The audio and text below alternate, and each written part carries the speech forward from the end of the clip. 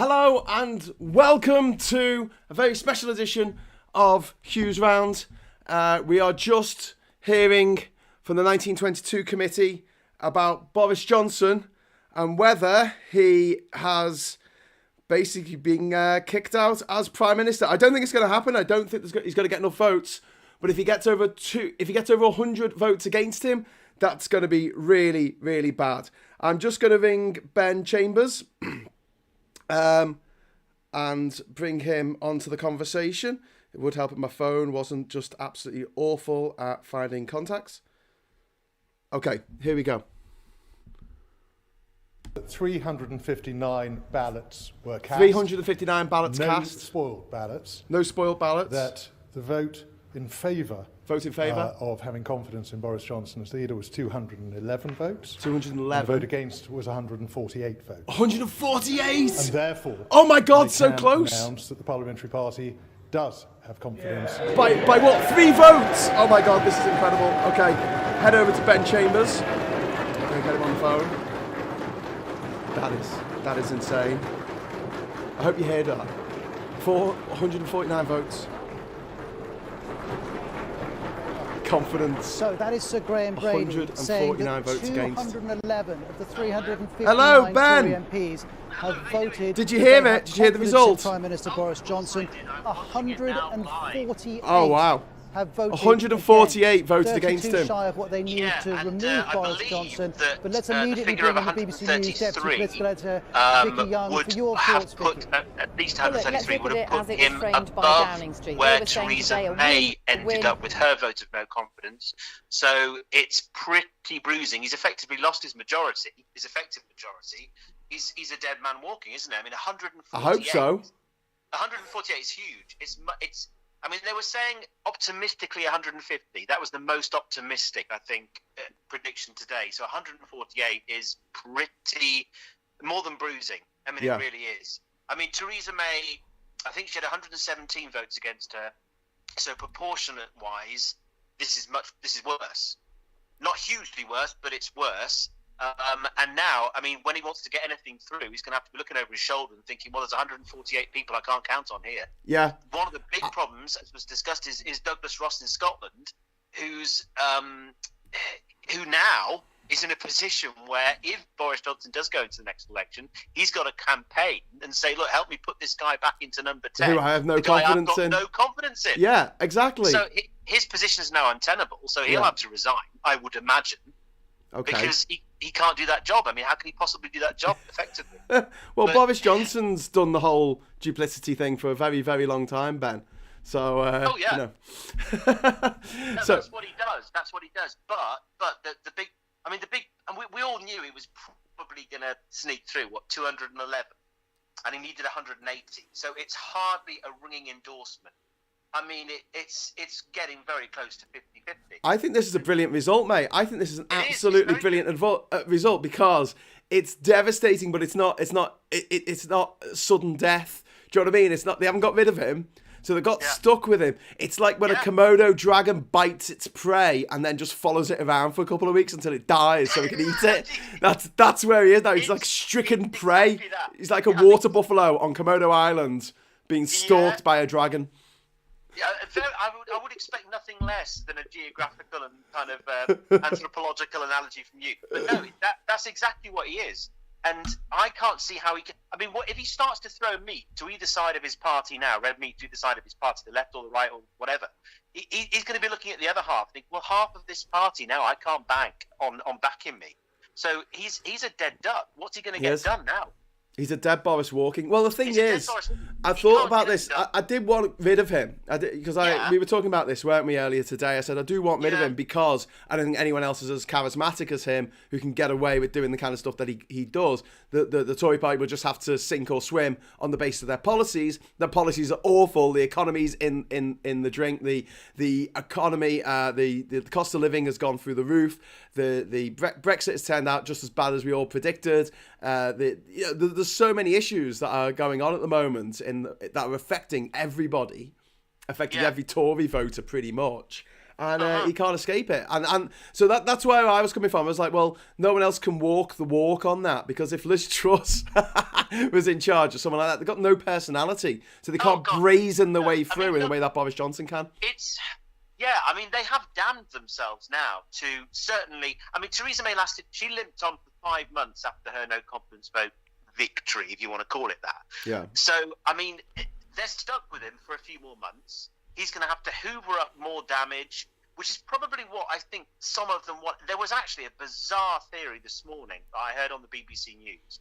I don't know who it was that said it, but Victoria Derbyshire was interviewing him, and he said there's a feeling amongst some in the parliamentary party that to get this bloody vote over the line so they could get it done and dusted, some who had faith in Boris Johnson put in fake letters of no confidence to get the number over 54 so they could get it done and dusted today. I mean, you never know. There was someone tonight that was speaking to one of the political editors on BBC saying, they're all lying snakes, I can't trust anyone. And that's what the Tory party think of each other. That's what they think of each other. They can't trust each other. They've got no faith. Well, no, they never could, because they're not trustworthy people. They're only in it for the money. Exactly. I mean, no, I agree with you in that. I think it's obviously it would be best for the country if this man was out, but that does give the Tories 2 years to regroup and put somebody more sane in.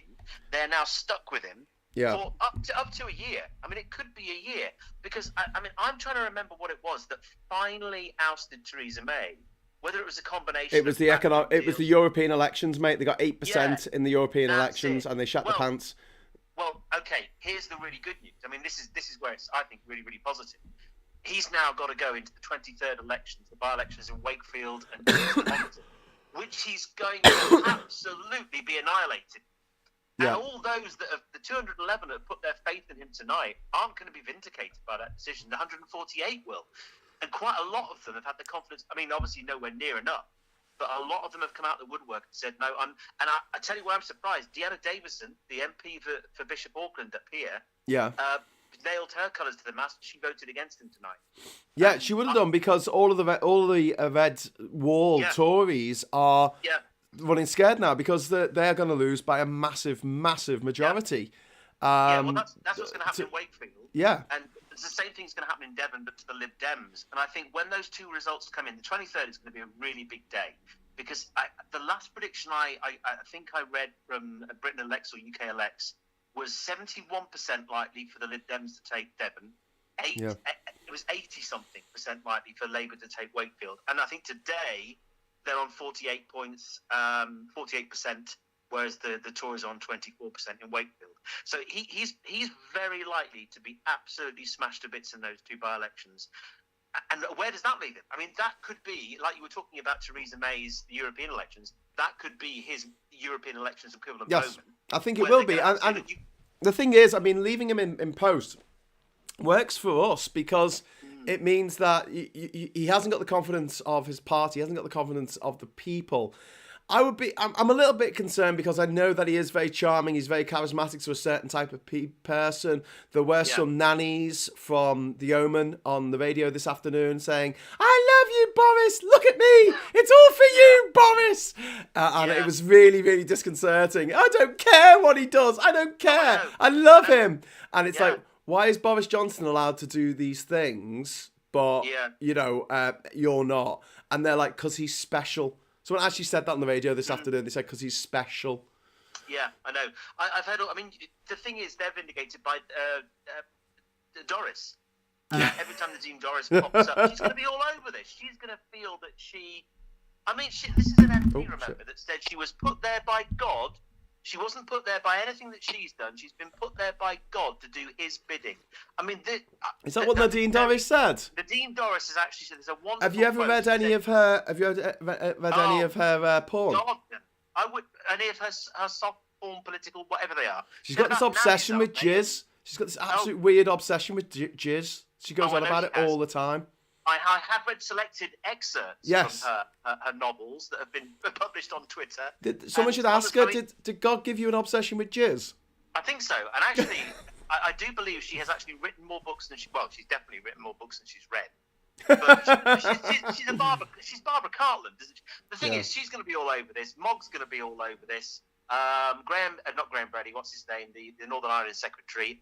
Brandon Lewis is going to be all over this. And I honestly think that it's not long. The 23rd of June is going to be here, and minutes, and that is going to be such a big day. Sixth anniversary of the Brexit vote as well. Exactly. Can I just quickly run through some of the comments that have been coming through? We've got Megan Elite just to say hello. We've got Jeremy Goff to say hello. We've got Context there saying hello, everyone. Adam has said Theresa May confidence vote was 200 to 117, aka 63% to 37% split, compared with Boris Johnson's 59 to 41%. So Boris Johnson did a lot worse than Theresa May. Yeah, he did. We've got Duke saying by voting to keep him in, they have doomed the next election, but they have also danced on the graves of the 200,000 people they killed with COVID. The Tories. Yes. He was watching it live on. We was watching it live on Discord. Says Megan Elise, and Adam's there as well. Hi everyone. So okay, sorry. Just go back to you, Ben. So no, I can't see. I mean, to be honest, if Theresa May only lived on 5 more months. And for all her failings, for all her faults, yes, she, obviously she's coming out of it pretty well at the moment. I mean, didn't she turn up today to vote in a ball gown? Apparently, a sparkly ball gown. All about. But obviously, it's a lot easier when it's not you, it's not her as the victim. But if she lived on for 5 months, I cannot see Boris getting to the next election. I know he's deluded enough to say all his supporters are saying he will lead us into the next election and he will win it. I cannot see that happening when you've got.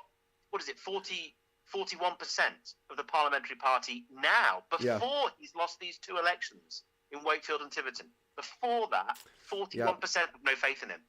It's gonna.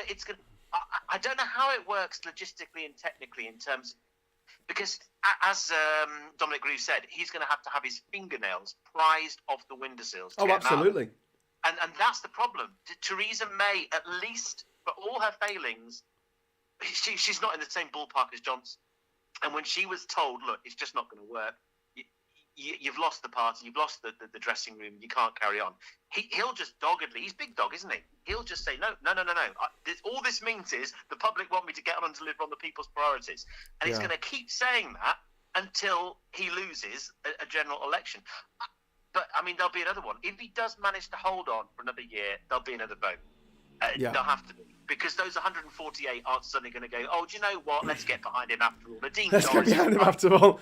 We want Nadine Dorries. But it does mean that this absolute catastrophe of a government are going to continue doing their horrific policies. Their banning of protest, the sending of asylum seekers to Rwanda, the basic decriminalisation of rape, everything they've done in the last few years, they're going to just keep going harder. The redrawing of the constituency boundaries, the electoral commission taking over the electoral commission, so they get to decide any disputes when it comes to the next election. I mean, they're setting up all little dominoes for full-on fascism. I mean, this is full fascism. All that bad stuff is going to continue to happen, you're right. But what he wants to do, things like allowing people in council houses to buy their own homes, some of the more rational policies that actually would have a broader appeal in normal times, those 148 plus, whoever they are going to be digging their heels and thinking, we don't want him to have any success. We don't want him here in a year's time. We don't want him going into the next election. So we're going to block him. We're now going to block him and side with Labour, side with the Lib Dems. And he's going to find it, I think he's going to find it a lot harder to get some of the more rational, sane stuff he wants to throw to his the red wall through. Because I think some of those MPs are going to block it to be obstinate and to make their point. Yeah. Because they're not going to disappear. They're not going to go back in. They're now going to feel quite vindicated.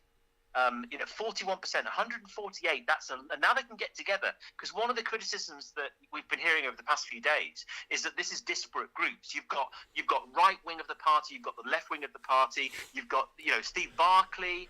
And you've got Mark Harper. You've got Tobias Elwood, a Remainer from Bournemouth. You've got all. It's not like there's a whole big group that are all on the same page that hate Johnson. They come from all wings of the party, and actually that's a good thing because each of them can ripple out to their little social groups and start touching more of the people that they that they mix with, yeah, and that they, and I think have a greater influence. Well, I've got to say, it was really annoying me in the last couple of days when all the usual dickheads from the cabinet and the front bench and stuff were trotted out in front of the media, and they'll say, "Oh, it's a Remainer plot. It's a Remainer plot," and you say, "Well, why is Brexit hard man Steve Baker back in it then? Why was the first person to speak out against Boris Johnson David Davis, one of the biggest backers of Brexit there was? In fact, the first Brexit minister." And you've got Andrew Bridgen as well. You've got a whole bunch of them. That's why I'm saying I think it's a real positive. But why don't journalists pull them up on this when they lie, when they say, "Oh, it's a Remainer plot"? Say, "Well, what about this?" They never do it. They can't think on their feet, mate. All they can do is read an auto cue, and they can't even do that very well. You're completely right. Far too many of them don't bring them up on it. And it's a rare journalist that's got the guts to do that. But I don't think it's about guts. I think they just can't think on their feet. They just can't think of the question. And it's something they know they're going to say, so they could think of it in advance. They don't even need any, particular, fleet of footness when it comes to a political debate, a political ding-dong. Just, you're going to go and you're going to talk to Rees-Mogg and he's going to say it's a Remainer plot. You know he's going to do that. Yeah, so have your response to that ready to just get him. No, you're quite right. A journalist worth their salt would have their response ready, and I can't really understand why collectively they're not. I mean, I can only think because they are these are educated, well-trained people. It can only be a directive from above. Don't challenge them. When Rees-Mogg starts talking bollocks, allow him to do it. Let him say his piece. When Nadine Dorries starts swaying, just let her say it because she's hanging us. What's the phrase? Hoisting herself by her own petard or whatever it is. She looks ridiculous. Let them look ridiculous. Let the viewers who are intelligent work out. Hang on a minute. You've got Bridgen here. You've got Steve Barclay here against Johnson. They're anything but Remainers. So it's not a Remainer plot.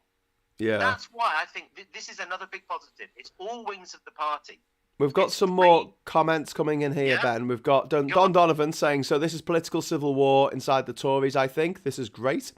We've got Denise in Liverpool saying he will fuck up forever. He'll fuck up again because that's his personality. Delusional, entitled and arrogant, or narcissistic, if you like. We've got Jeremy Goff suggesting that the TWAT should strip the wallpaper when he goes.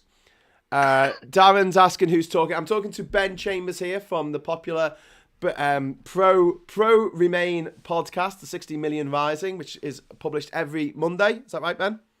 Yeah, there's a new one out tonight. It's the top of the 16 Million Rising Twitter feed. It's on Mixcloud. You can listen to it on our website as well. It's a bit like my ramblings, except he features other people and music as well, which is one up on me. Well, I had to record a short 2-minute intro to it because, of course, I finish it on a Sunday night and it's all done and dusted by 11 o'clock Sunday night. And then this goes and happens at 1 minute to 8 in the morning today, which is a real pain. But the thing is, it gives me a whole week to let the dust settle on what's happened tonight and then see where we are in a week's time. Yeah. But no, it's a good little show. Lots of music. There's comedy from people like Matt Green, Zeus Kempner, Larry and Paul. Zeus Kempner does a fantastic Nadine Dorries impersonation. She's reading excerpts from her political erotic thriller, My Front Bench Woman, and she's brilliant. Oh, God. She's dead funny. With the artist taxi driver, Chunky Mark, of course, Kerno Damo, All Shorts, a whole bunch of people. The brilliant Phil Morehouse and Max Robespierre and Robert Truth to Power are my go-to sort of YouTube channels for reliable sort of info. They're brilliant. I recommend all them as well. They are terrific. Wholeheartedly. They really are, those guys. Yeah. So we've got some other comments. We've got Lee Corn is saying William Ragg, who's the 1922 committee deputy, looked mighty pissed off. Stood next to the chair. He's not a fan of BJ. No. He's not a fan of Boris Johnson either. Well done. Oh, don't feel anything except the odd tooth. And then we've got Walter Harrison. There is no Remainers with left with rejoiners. Yeah, I know, but 60 Million Rising started before we actually left habits die hard. But I do think of myself as a rejoiner now, really. Remainers, we are rejoiners, he's right. Anne is saying that 59%, Anne in Spain is saying 59% of the party are arse slickers. Yep. Oh, of course they are. Lee's saying Larry and Paul are brilliant, which they are. Adam Katie is saying, I understand that any reasonable standard or precedent, he shouldn't quit. He should quit. Sorry, by any reasonable standard, he should quit.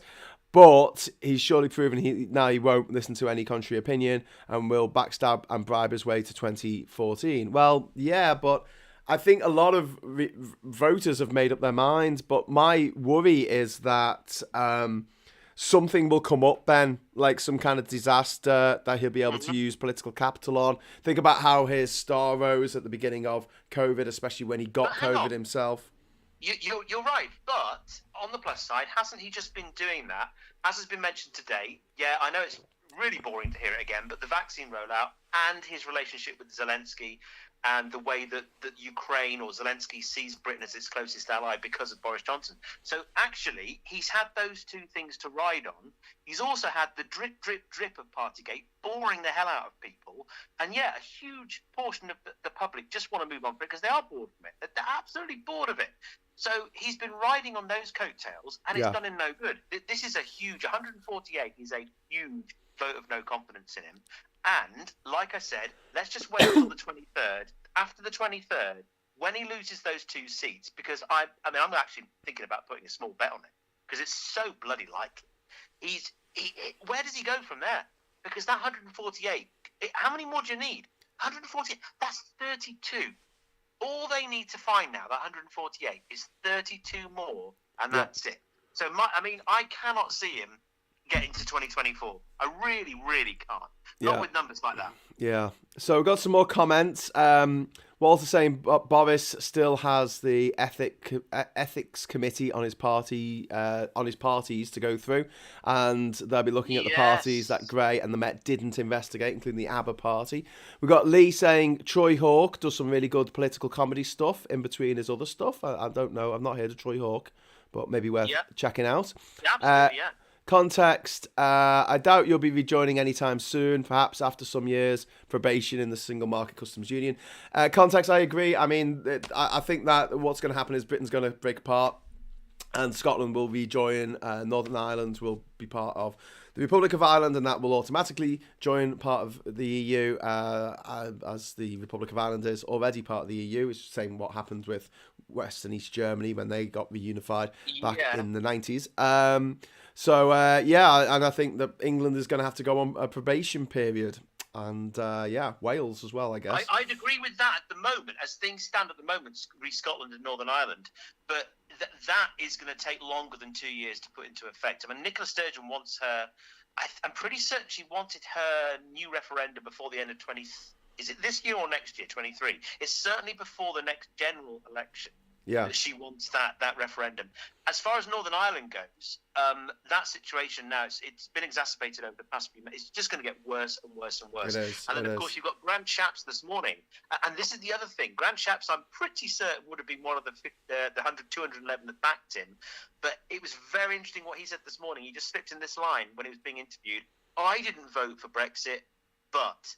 So there's people like that who are arse-lickers, who are now distancing themselves from the disaster of Brexit, but still just about clinging on to Johnson's coattails. And I think that's going to be a more and more untenable position as we go forward. So I'm just going to stop you there because Akbar Ali has thrown in a £5 super chat. Thank you very much, Akbar. Saying 211 of 650 is a minority.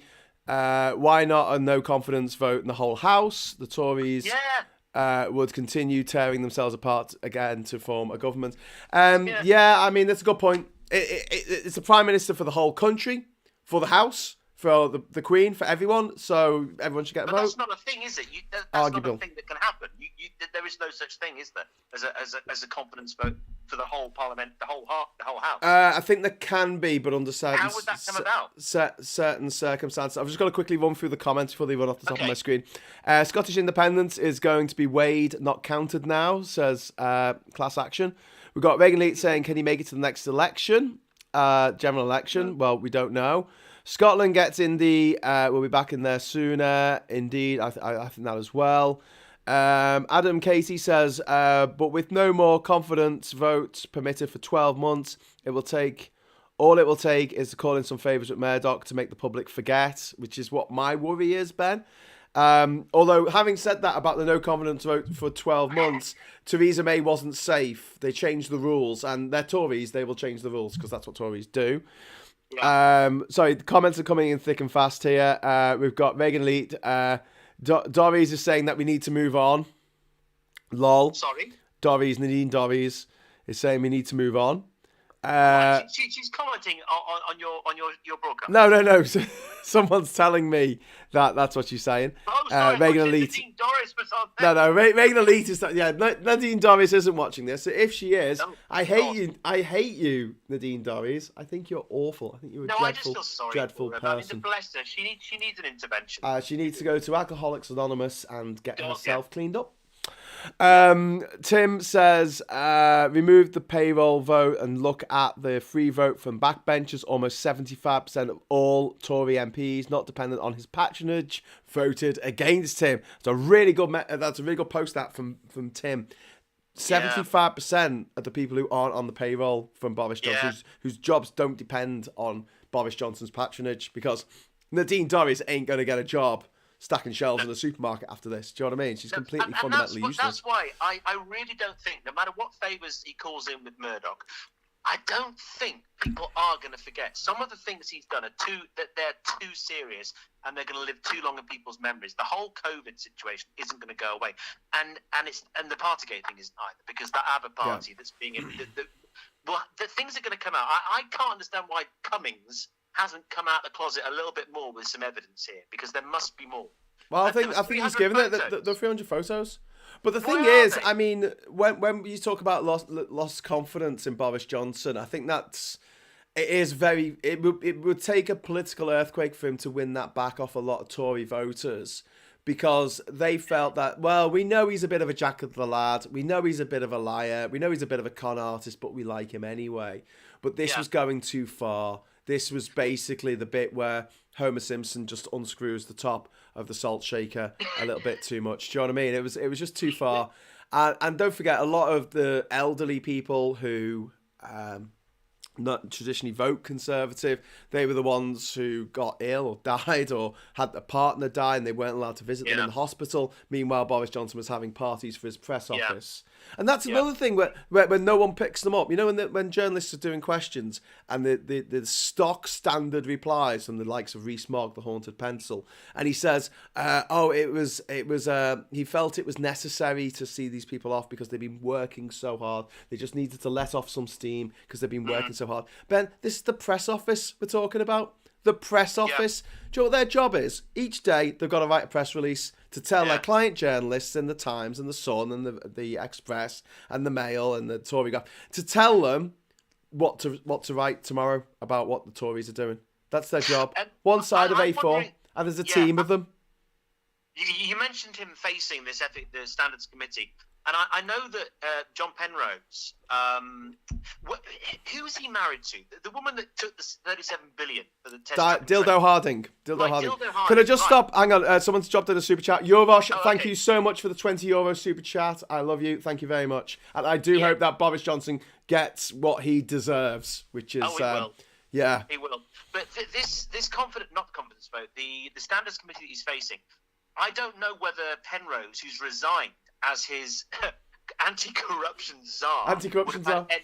Yeah, I mean, this is a Labour-led committee that's going to be looking into it, and they're almost certain to find that he did mislead the House. But, of course, the problem with that is he's going to say, yes, okay, then I misled the House, but it was inadvertent, it wasn't deliberate, it wasn't premeditated. I can't see how this next long-drawn-out procedure is going to result in anything positive for us. And I'm trying to get my head around what it is that is going to finally, like you say, encourage all the salt to fall out the cellar.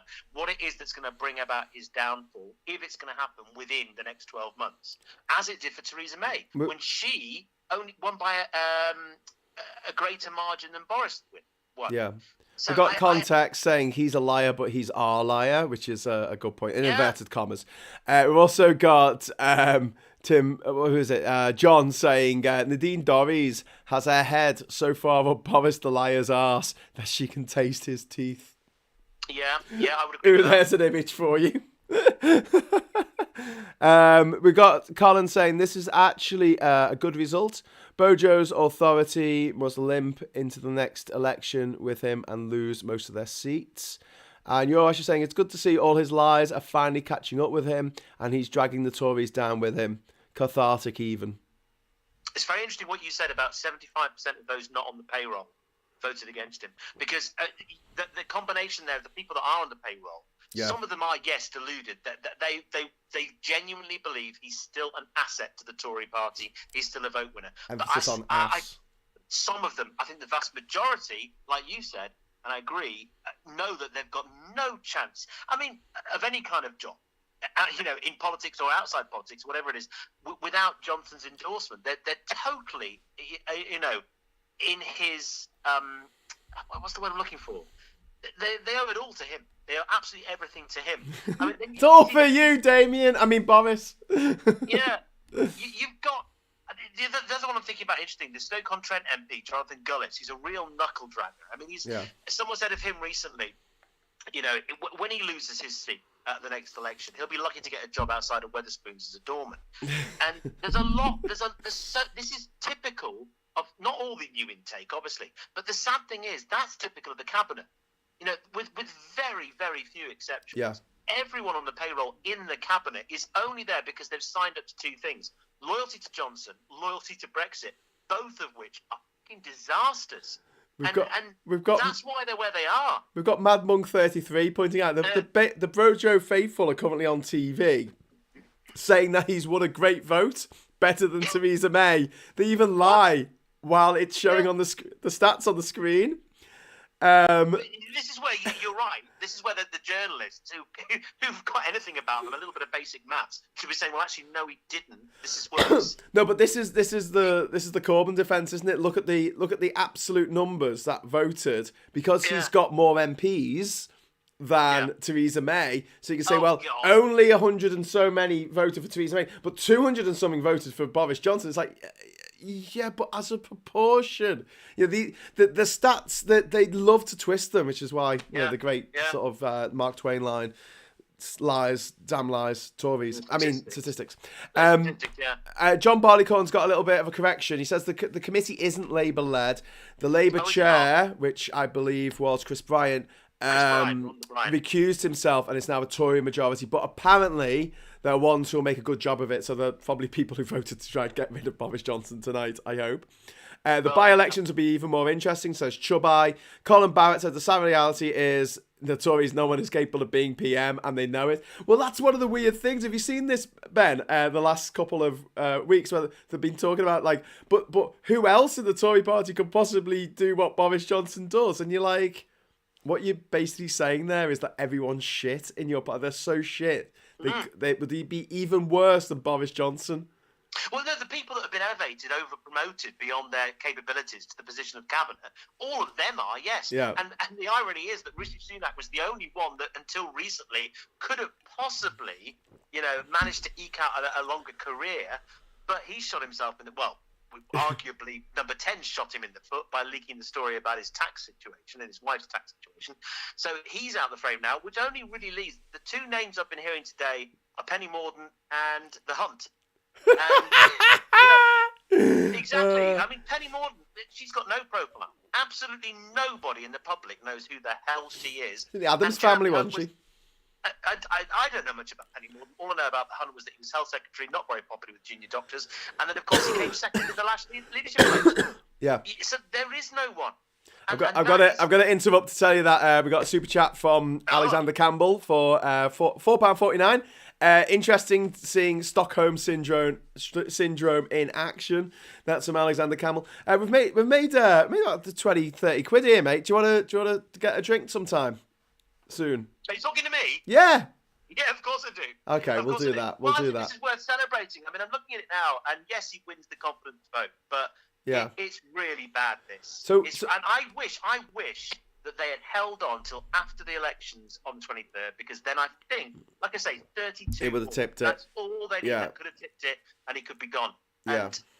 And now they can't do that. Yeah. And I don't know what the mechanism is for getting rid of him in under 12 months, because things are going to get worse. We know they are. Like you said, all that list of legislative stuff they're going to put through, that reduces right. I mean, those 3 bills that went through in the last few months, the crime and sentencing, the police bill, the borders bill, the elections bill, all 3 of those bills were riddled with absolutely disgraceful removal of rights and disgraceful stuff. Yeah. All that's gone through. There's going to be more of that, and I still don't know what the mechanism is that's going to finally, because he's going to cling on. Yeah. Unlike Theresa May, Tom's pointed out that if the Tories thought they had a replacement for Boris, he would have lost. That might be one thing that's held people back. Mark Wotton's saying he's saying a Tory party a one-man show, which I think it is. It is the Boris Johnson show at the moment. Oh, God, and all his arse lickers and hangers on, they're completely useless at their jobs. There's no one competent on the front bench at the moment. No, not Dishy Rishi got shot in the face with a cannon, says Bayerberg. Yoni says the Tory cabinet is the Peter principle writ large, almost by default. Reagan Elite says penny who, I guess the penny drop on her, lol. We've got Colin saying, imagine Liz Truss's PM. The UK would look like a Hollywood disaster movie. We've got John saying Mordaunt went on the telly to lie about Turkey joining the EU. We've got was it? Yeah, Yorosh has got BJ got rid of everyone who was at least potentially decent. No wonder there's no candidate left for the Tories. Well, you say what you like about Boris Johnson. He knows a little bit about geopolitics and world history, obviously, because he's done exactly the same trick as many third world dictators and Putin, most notably recently, of getting rid of anyone with any competence in your immediate surroundings because they are a threat to you. That was done under the guise of removing all the traitorous saboteurs and all those horrible Remainers like Sam Gyimah and Dominic Grieve and Anna Soubry and Dr. Philip Lee, all of those 22 that he kicked out the party because they wouldn't back his bloody stupid Brexit. There was a lot of competence in there. They were the one nation Tories that even if you hated the Tories and would never vote for them, you'd at least have some respect for, like Dominic Grieve and Anna Soubry. So they're gone. And then, of course, there were others that left as well, Heidi Allen and Juanette Sandbach. All of those competent people that could have had a shot at this are gone. And he's left with, the only other competent ones now. You see, you've got Tobias Ellwood now falling out with Tom Tudgen. You thought they were on roughly the same page, and Johnny Mercer, the military guys. They're now at each other's throats because of what Tobias Ellwood has said about rejoining the single market. Yeah. So there are it's not just a Tory party civil war with 2 sides. There's about 356 sides.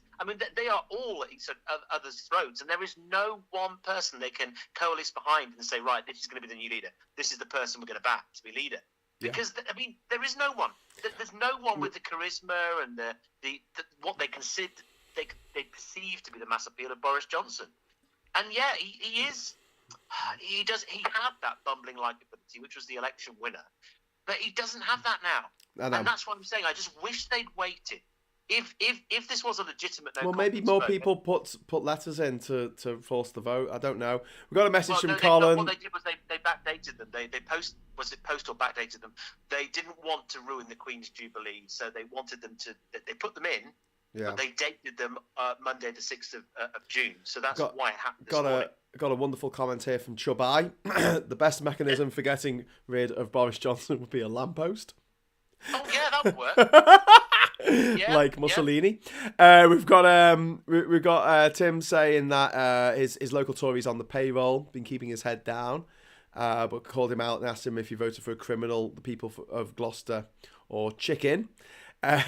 We've got Colin saying something that I just touched on there. I'm very disturbed by the Russian political tactics used by the Tories. Important questions need to be asked about that. Yes, they do. I would suggest, Colin, that you actually tweet Chris Bryant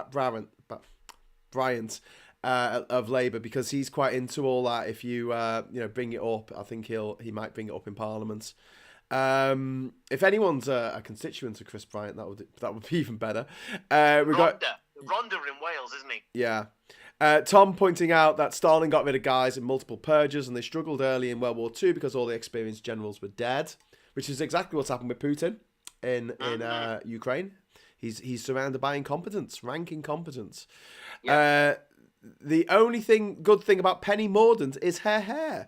It's magnificent, from Lee Corn. Oh, lovely. That's lovely. It. Well, there you go. She's at least got one redeeming quality, unlike Boris Johnson, who has none. No. Reagan saying, do you think they put more letters in after the public was booing Boris over the weekend? Yes, I think that. Some of them will have done, I think. Duke is saying that Mussolini was actually shot before he was hung. Want to borrow my air rifle? we can't be plotting political assassinations on a live YouTube feed. Let's calm that down a little bit there. Politics, OMG, Kia on BBC, just massive. Politics, OMG, Kia on BBC just now, just massive. That's from Tim. Tim, tell us more. I mean, obviously, we're doing this. The last I heard about Keir Starmer this morning was that he's still parroting this line about the Labour front bench, the Labour policy being to get Brexit, to make the best of Brexit. That's still his line. And it really wound me up that when Tobias Ellwood came out with that intervention in the article in the Telegraph, or what he was saying about rejoining the single market, solving the Northern Ireland problem at a stroke. Yes. He stole Labour and the Lib Dems' thunder, and I cannot for the life of me work out. I still don't know what Keir Starmer stands for. I still don't know where Labour's going. I know they can change. They can change on a knife edge, and it won't take Ben, much. let's save this particular conversation for when we meet again with beers. Yeah. With beers would be with good. Beers. I think we're going to need a few. Put Labour to rights. But tonight, let's talk about Boris Johnson and his political future, and hopefully that it's been curtailed. We've received over 100 messages today on the chat, which is really cool. Good. Bojo now on TV saying he's got a bigger mandate than May, and he will move on with getting the UK back on track. But that's just not true. He's got a bigger mandate than May, even though more MPs voted against. No, not at all. But if all else fails, delusion and lies. That's all he's got. That's the bigger thing he's got than May. Delusion and lies. And the problem is there are still too many people, A, that are going to fall for it anyway, but they are helped in that falling for it by, as you said earlier, a media that never challenges him. No. That doesn't challenge anyone that backs him up. When he says he's got a bigger mandate, what the hell does he mean? Well, because more people voted for him than they voted for May. So if you ignore the people who voted, it's what they did with the Brexit vote. The Brexit vote was on a knife edge. It was 51.9 versus 48.1. It was tiny majority, but they kept on banging on about the fact it was 17.4 million people. And this is the same thing that Boris Johnson did. He said, 14 million people voted for me in the 2019 election. And the same thing that the Jeremy Corbyn supporters did. They said more people voted for Jeremy Corbyn than ever before. Yeah, because the population of the UK is bigger than ever before. You can't just give an absolute number. You've got to look in any democracy at the actual who voted for, who voted against. It doesn't matter the actual, it's so easy to see how they manipulate this stuff, and yet people are still falling in for it. But again, it's easy to see when you are above average intelligence, as you and I'm guessing, are. The majority of people, and this is where the boos at the weekend were so important, because the majority of people there were monarchists, they were royalists, they were Tory voting, they were flag shaggers supreme, and they were all out in force. That was his base, his basket of deplorables. He should and thought he could count on, and they booed him. And I said to my mum earlier, I said, imagine at that concert, I don't know if you saw the concert, but it almost made me proud to be British again. That concert on Saturday night, if he got up and said a word at that, I mean, it would have been such a moment. The boos would have been phenomenal. And bring your own boos. I mean, that's what it really was, wasn't it? Yeah. It was just, it was amazing. That was his base. Is that the name of your show this week, Bring Your Own Boos? No, it's not actually. It's called a Jubbly Free Zone. It pretty much is. But Lee's very helpfully sent us a link to the BBC website, which I can't click on because I can only see my TV feed. Thanks, Lee. He's just given an interview, a very short, very brief interview, talking about his overwhelming mandate that's bigger than Theresa May's, and he's going to get on and deliver on the people's priorities. Apparently, Keir Starmer's said that Boris Johnson's supporters have basically ignored the will of the people. The people's priorities. Yeah. He's going to limp on. Yeah. I think we should definitely have a chat and a few beers on the evening of. Actually, no, because it's quite late, isn't it? The day after, the 24th. The 24th of June would be good when the votes are in for these two elections, because he's going to lose 2 more seats. Yeah. Then it'll be down to 30. It's a small number that 148 need. If each group within the 148 can bring in 2 or 3 or 4, maybe 5 more each, they'll have the numbers. Yeah. I mean, I think we can confidently predict there is not a cat in hell's chance he's going to take the Tory party into the next election. No, he might do. He might do, which would be good because it means like a decimated. It would be good, but that condemns our country to 2 more years of damage. And let's remember, that's all he's had so far. He came to power in 2019. In the last 2 years, 2.5 years, to be fair, look at the damage he's done. Yeah. Double that. Just double that. It doesn't bear thinking about. And so much of it is going under the radar in these bills that he very cleverly throws enough dead cats on the table to distract people from, and they don't even know what's in them. Yeah. You know, I've had conversations on Twitter and on Facebook with reasonably intelligent people who didn't know what was in those bills, and that the government now has the right to remove your citizenship if you've got dual nationality. Yeah. They can just remove it from you, take your passport away, and leave your citizen nowhere. And there's no, they can't. No, they can't. They'd never do that. And that's not the point. They've got the right to do it. They've now got the right to do it, and they didn't have before. And the program that's going to go through now, the next year, 2 years, is going to be full of stuff like that. That's dressed up as something else. So they'll talk about, we're going to put more people on trial for rape. There'll be more convictions. They'll make it sound like it's all very crime and punishment. But embedded in all that will be, but if you protest a bit too loudly, that's it. 10 years in jail, mate. Yeah. And it's all that kind of stuff no one will know about because it will be buried in the small print. And that's what they've been doing for the past few years. And they're going to carry on doing that. So there's a lot to worry about. And I don't think... Lot to talk about, mate. All right, well... Let's be so. Ben's moved, you know. He used to live in Norfolk. Now he lives just down the road from me. Lives 5 minutes down the road here in Durham. So let's. Very similar. It's very similar kind of people. Norfolk was a very, very Leave voting area. The villages in County Durham are typically quite Leave voting. But like I say, another positive: the Tory MP up here, Deanna Davison, Bishop Auckland, has voted against him today. Excellent. Good stuff. And that's really good because she was quite a loyalist. She was often, not quite Nadine Dorris levels of stupid, but she would often be praising Johnson. Yoash is pointing out it's 10 years for protesting too loud. Yeah. Unbelievable. Yeah. Anyway, Ben, okay, well, thank you very much for joining us on the show today. As we're just doing a little bit of a reaction video to Boris Johnson's catastrophic vote of no confidence, in which he got a tiny proportion of the votes that he needed over the 50%. He got 41%, I think. Sorry, he got 60. No, he got 59. 59%. Didn't even get 60%. Yeah, absolutely bollocks. And also, as it was pointed out very saliently in the comments, if you subtract the people on the payroll, 75% of Boris Johnson's backbenchers don't back him. So that's a win. Huge. That's a win. We can take that. Oh, God, yeah. It is, absolutely. I'll be back on Wednesday to scream obscenities at Boris Johnson at the dispatch box, virtually, of course. And Ben, will you join me for a live pubcast at some point? Very soon, and I think we should do that, like I say, just after these elections, the by-elections, because that's going to be the next crunch point. That's going to be a big day. 24th of June. Let's do it. Put it in your diaries. I'm knackered, mate. I got up at 4 this morning. I've driven for 12 hours today. Well, that's on you, mate. That's on you. I drove down to London, sat in a traffic jam on the M25 for 2 hours, and then I drove back. That's been my day. I know you did. But it's all for a good cause. And it is all good for a good cause. Bring some more pooches and people back to the UK. Yeah, that's the plan. All right, mate. All right, buddy. Thanks very much. Thanks, everyone, for watching. Speak soon. Bye-bye. Bye-bye. And until next time, thanks for watching, and thanks for all your comments. Thanks for the super chats. And if you want to head over to the Discord server, I'll be on the Discord server for a little bit, so we can continue the conversation. So until next time, I'll say hello. Good